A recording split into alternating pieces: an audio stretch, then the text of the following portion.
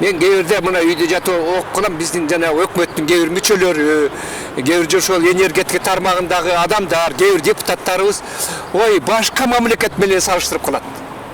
Анда мындай кылбайбы? Түркменияны албайбы? Түркменияны биз салыштырбайбы? Түркмения газ чыгабы? Канчадан берет экен элинечи? Бизден электр энергия чыгабы? Канчадан берет экен мынакей.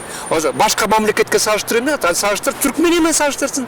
Мына газ чыгат ошол жерден. Өзүнө бесплатно берип жүргөн. Кийин анча-мынча гана символический гана кылып койду. Бизге ошондой кылса болбойт эле. 386-га бул жерден бир канча ГЭСтерди куруп койсо болбойт беле.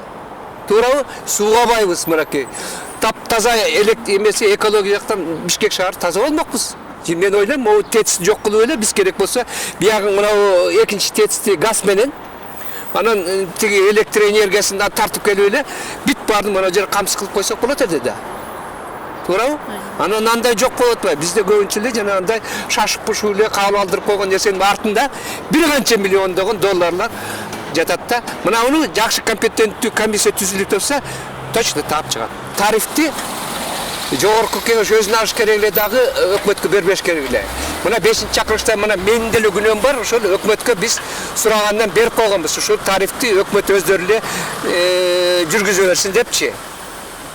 Анан кийин карасак эле ошол биз бергенден кийин эле жана 2 сом 16 тыйын, 2 сом 50 тыйын кылып көтөрүп салышпабы? Мына мен ошон үчүн бул жерден дагы биз 5-чакырыштын депутаттары өзүбүздүн күнөөлүүбүздү сезиш керек. Мен да сезем мынакей.